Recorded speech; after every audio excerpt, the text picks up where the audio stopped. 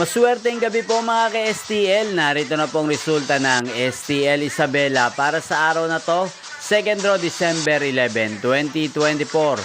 Araw ng Miyerkules. Naway ang mga natayan niyo pong mga numero kanina ay manalo nawa ngayong gabing ito, 7 PM. Kaya kunin niyo na po yung mga tickets. Narito na pong resulta.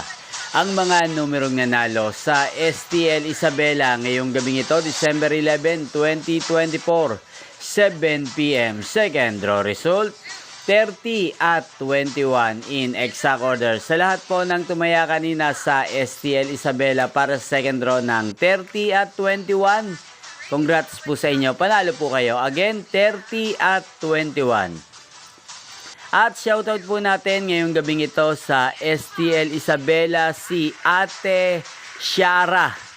Ate Shara ng Isabela, shoutout po sa iyo. Naway, manalo ka na sa STL Isabela ngayong gabing ito.